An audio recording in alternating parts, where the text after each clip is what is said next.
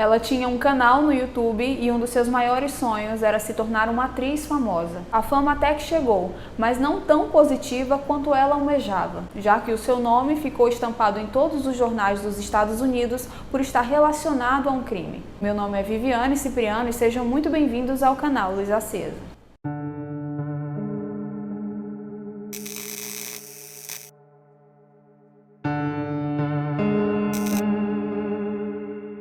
Samantha Woolford nasceu em 1989 em Mount Pleasant, no Texas. Ela é a mais velha de 3 irmãos. Aos 19 anos, após se envolver rapidamente com um colega de escola, ela deu luz a gêmeas. 10 meses depois disso, ela conheceu Ernest Liss Ibarra Jr. em uma loja de tatuagens e não demorou muito para eles engatarem um relacionamento e serem descritos pelas pessoas próximas como almas gêmeas. Ernest nasceu em 25 de dezembro de 1985, na mesma cidade. Na infância, ele era considerado pelos amigos como um rato de biblioteca e na adolescência, com o avanço da tecnologia, ele trocou os livros pelo computador. Passava todo o seu tempo livre jogando online e resolvendo qualquer problema que o seu computador ou o dos amigos apresentassem. Em 2011, Samantha engravidou de Ernest e deu à luz a outro par de gêmeos. 2 anos depois, eles tiveram outro filho, o terceiro dele e o quinto dela. Ernie trabalhava em 2 empregos para sustentar a família de 7 pessoas. Em um, durante o dia, ele operava máquinas que atiram bolas de beisebol e durante a noite ele trabalhava em uma pizzaria. Numa tentativa de ajudar a complementar a renda da casa, Samantha criou um canal no YouTube. Seus vídeos, em sua maioria, abordavam a sua vida pessoal, mais especificamente mostravam as dificuldades de ser uma mãe de 5 filhos aos 24 anos. Só que, segundo os amigos, Samantha estava tão focada no seu canal que passou a prestar menos atenção nos filhos, agindo como se a busca pelo crescimento na internet fosse mais importante do que a sua família. Ela queria se tornar famosa no YouTube e Ernest não a apoiava nisso. Segundo a irmã dele, o casal constantemente brigava por conta do tempo que Ernest dedicava aos jogos online. Inclusive, uma das maiores discussões deles foi por conta do avatar dele ter se casado com o avatar de uma mulher em um jogo. Após descobrir isso, Samantha estabeleceu uma única condição para que as pazes fossem feitas: um casamento na vida real. E em 2014, Samantha e Ernest assinaram os papéis. Nesse mesmo ano, Samantha denunciou o marido por violência doméstica e ele acabou preso. Uma ordem de proteção de emergência foi emitida a pedido dela, mas dias depois a acusação foi retirada e o caso arquivado como uma briga de casal rotineira. Os familiares de Ernest nunca acreditaram nessa acusação e dizem que ela inventou a agressão numa tentativa de prejudicá-lo por mera birra. Em 20 de fevereiro de 2015, logo nas primeiras horas da madrugada, Samantha ligou para sua mãe, chamada Rose, e informou que a sua casa tinha sido invadida momentos antes. Informou ainda que estava amarrada em um dos quartos do andar de cima e achava que os invasores tinham sequestrado Ernest. Rose ligou para uma irmã que morava nas proximidades e pediu para que ela fosse até a casa de Samantha para acalmá-la. E assim a tia dela fez. Entrou na residência e a encontrou no andar de cima, amordaçada e com as mãos e pés amarrados. Só aí que a polícia foi acionada. Cause County 911, what's your emergency? I have a home invasion. My niece is tied up. I am at the verge of untying my niece at this particular moment. Okay, she's tied up. She is tied up and gagged. And gagged? Is that what you Yes, said? ma'am. Is there anybody else there? Where are the kids? We have 5 small infants asleep. 5 small infants asleep? Yes, ranging from 7 to 1. 7 to 1 years old? Yes, ma'am. Does she know, Samantha, did you know who the suspects are? can I talk to her? Is she able to speak? Yes, ma'am. Hello. Hi, Samantha. I know you're upset, but I'm going to ask you a couple questions. Do you need EMS? No, they didn't do anything to me. They hit me once. She's advising no, they only hit her once. Okay. And I just asked my aunt if it was bruising or anything, and she said no, they hit me in the face. Okay, they hit you in the face? Yeah, they had me tied up and they dragged me down the stairs to face my husband. And when my husband went in to face me, they hit me in the face, like backhand slapped me. And so he looked at me then and they said, I thought that would get your attention. And I want you to stare at this woman do you want us to kill her? And he said, no. And they said, then tell us the truth. And he said, I don't know anything. Às 2h18 da madrugada, a polícia se deslocou até lá e deu início ao que seria uma madrugada inteira de averiguações. Eles notaram que a porta da frente apresentava sinais de arrombamento, que havia sinais de luta corporal em um dos cômodos, um pouco de sangue em uma parede, uma mecha de cabelo perto da porta e nenhum objeto de valor levado.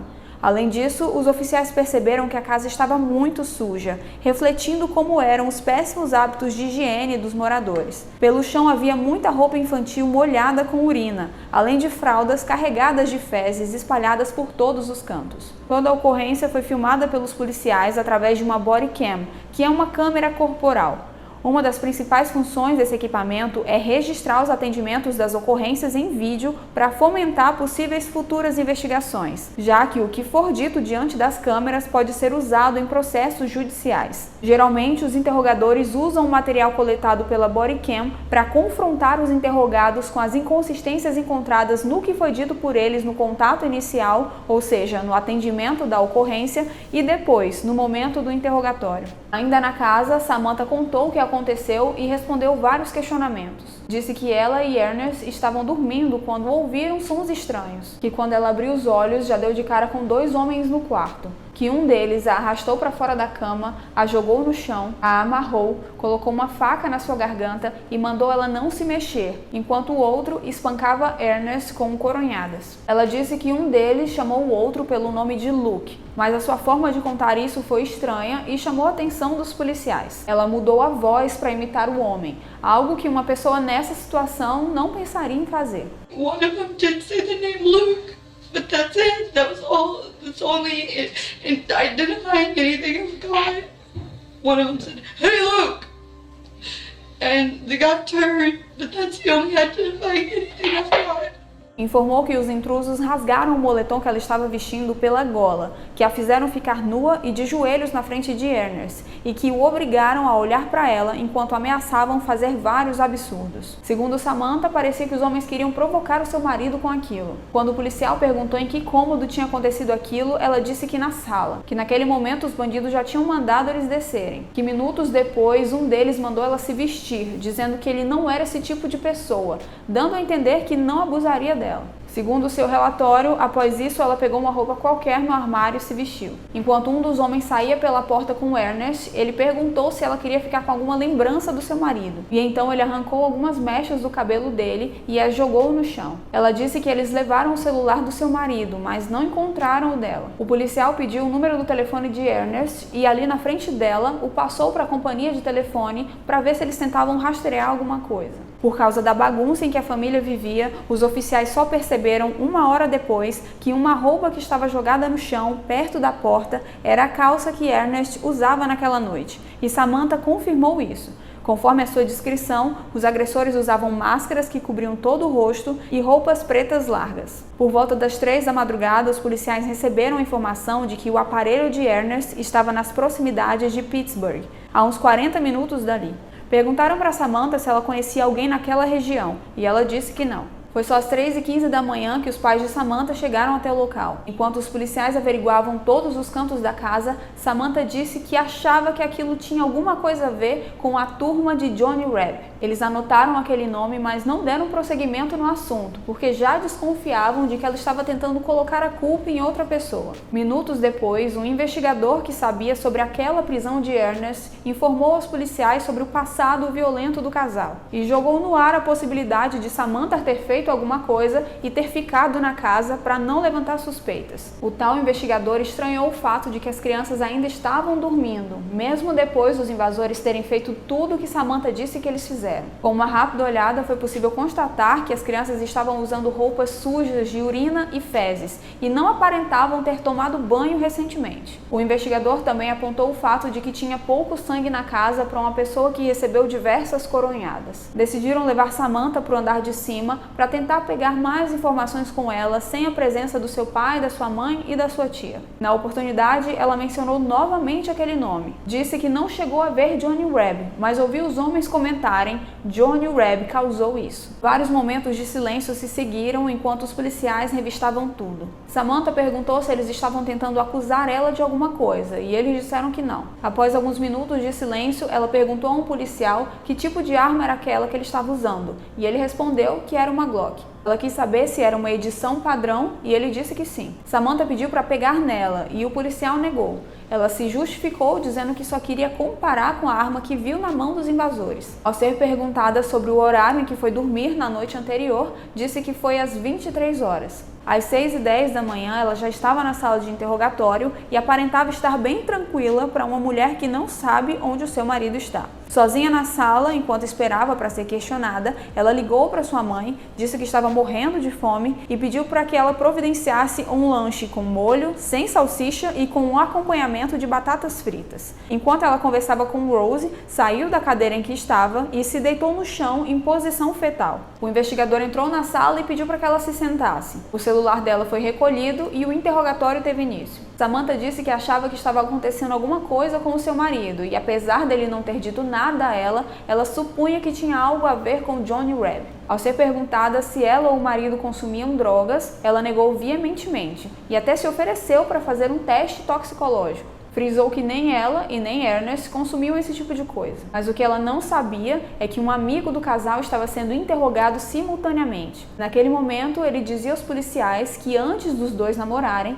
Ernest era o fornecedor de drogas de Samantha. Novamente, ela foi perguntada sobre o horário em que foi dormir, e ela disse que se lembra de ter olhado no relógio e visto 00:01, mas a body cam registrou alguns momentos antes, ela dizendo que dormiu às 23 horas. Samantha disse que os invasores pediram para que Ernest dissesse a ela para não chamar a polícia, caso contrário, eles voltariam à casa e matariam as crianças. Segundo ela, seu marido implorou e fez ela prometer que não chamaria a polícia. Samantha disse que ainda perguntou se eles queriam alguma coisa, e um deles respondeu que se ela arrumasse $20 mil em 5 minutos, tudo estava resolvido. O investigador passou a perguntar a ela sobre a vida pessoal do casal, se ela realmente o amava, se eles estavam passando por alguma crise, mas ela disse que o relacionamento estava perfeito, que eles eram caseiros, não tinham muitos amigos e ela passava grande parte do seu dia dentro de casa para cuidar das crianças e dos afazeres domésticos. Em certo momento, o investigador passou a agir como se fosse amigo dela. Perguntou se ela tinha o empurrado, batido nele ou até mesmo atirado naquela noite. E em meio a lágrimas, Samantha respondeu que não.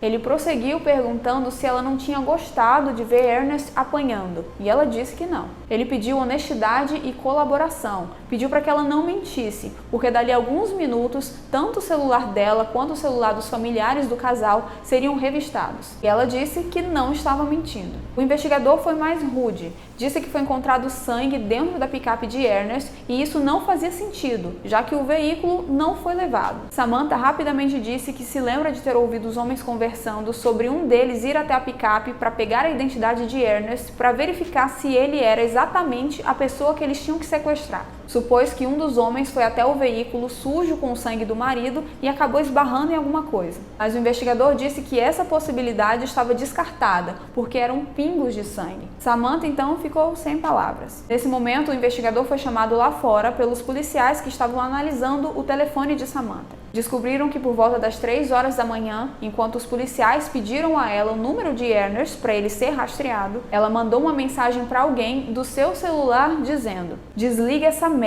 Se livra do celular." Alguns minutos depois disso, quando os policiais receberam a informação de que o aparelho estava perto de Pittsburgh, ela mandou uma outra mensagem para esse mesmo número dizendo: "Joga esse celular em uma vala e sai de perto dele." O investigador voltou para a sala e disse a Samantha que eles estavam perto de concluir as investigações e as coisas não estavam nada boas para o lado dela. Perguntou por que ela ligou para a mãe antes de ligar para a polícia e se mostrou muito interessado em saber como Samantha chegou até o celular dela e conseguiu destravá-lo, já que ela estava amarrada. Ela disse que após alguns momentos de silêncio pôde concluir que os invasores foram embora e foi se arrastando até o outro lado do quarto. Disse que conseguiu destravar o celular com o nariz. Como o último número para o qual ela tinha ligado era o da sua mãe, foi no contato de Rose que ela conseguiu clicar. Naquela altura, o investigador já tinha uma ideia das movimentações de Samantha no celular desde o ano anterior. Disse a ela que já tinha tomado ciência das conversas doces que ela tinha com um cara chamado Brian e outro chamado Alan. Foi aí que Samantha disse que já tinha sido traída várias vezes, que Ernest sabia das conversas, mas não se importava, e que só pedia para que ela não levasse nenhum deles para casa, e de resto, ele não se importava. Samantha continuou dizendo que frequentemente saía com esses homens para bares e boates, indo totalmente contra o que ela disse minutos antes, que era caseira e o casal não passava por nenhum problema. O investigador começou a supor na frente dela que talvez um desses dois homens fosse o culpado pelo ataque para tê-la solteira. E foi aí que Samantha começou a chorar compulsivamente. Ela não queria que a culpa caísse em nenhum dos dois, então decidiu contar a verdade. Disse que no dia anterior tinha ido até um hospital para visitar uma amiga de infância que tinha acabado de dar à luz. Disse que essa amiga andava com algumas pessoas barra pesada e tinham 3 homens a acompanhando no quarto. Como Samantha não via essa amiga há muito tempo,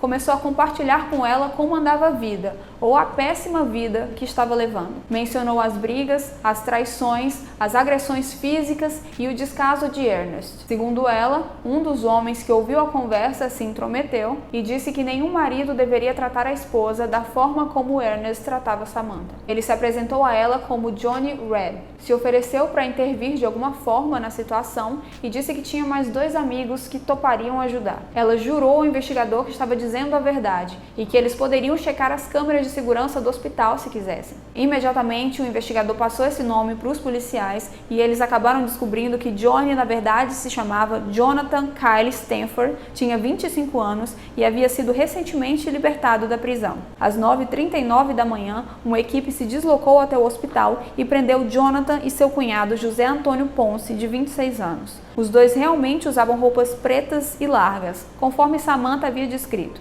No seu interrogatório, Jonathan disse ter problemas com homens que agridem mulheres e que fez o que fez após Samantha lhe confessar sobre já ter pensado seriamente em pagar alguém só para dar um susto em Ernest. Ele confirmou que conheceu Samantha no hospital no dia anterior, que ouviu a história dela e se ofereceu para tirar Ernest de cena, já que ele era tão abusivo assim. Ele informou ainda que para ajudá-lo nessa missão, ele recrutou José e Octavius Lamar Rimes, de 28 anos. O plano inicial era plantar metanfetamina na picape de Ernest e denunciá-lo às autoridades, armando para ele uma apreensão de drogas. Jonathan disse que ele, Antônio, Octavius, Samara e os seus 5 filhos entraram em uma espécie de van e dirigiram até um ponto de venda de drogas do primo de Octavius. Mas no caminho de volta, eles acabaram decidindo que era melhor fumarem a metanfetamina e matarem Ernest. Na noite anterior, eles fumaram e invadiram a casa. Depois de muito espancarem Ernest, o colocaram dentro da sua picape e apoiaram a sua cabeça no porta-luvas, o que explica os pingos de sangue no carpete. Em seguida, por não terem encontrado a chave do veículo, colocaram a vítima em outro carro e dirigiram até uma área remota. Não ficou claro quem atirou na nuca de Ernest, porque os depoimentos são controversos. E no fim das contas, diferente do que Samantha disse aos policiais que atenderam a ocorrência, ela conhecia sim alguém que morava na região de Pittsburgh. Eram José e Octavius. Jonathan concordou em ajudar os investigadores a localizarem o corpo de Ernest e às 11h30 da manhã o encontraram. Em abril de 2016, Jonathan e José se declararam culpados e foram condenados a 50 anos de prisão cada um. Octavius Rimes foi acusado dos mesmos crimes e em dezembro daquele ano ele foi a julgamento e considerado culpado de todas as acusações, recebendo uma sentença combinada de 93 anos de prisão. Samantha Woolford foi presa e acusada de sequestro agravado e assassinato do seu marido em setembro de 2017. Ela foi considerada culpada e recebeu uma sentença de prisão de 99 anos a ser cumprida consecutivamente com uma sentença de 50 anos por sequestro. Não encontrei nada referente ao destino dos seus 5 filhos, mas é provável que tenham ficado com os avós maternos. Já eu vou ficando por aqui, mas antes de ir embora, deixem o like pra mim, pode ser? E quem não for inscrito, trate logo de resolver isso. A gente se vê semana que vem. Tchau!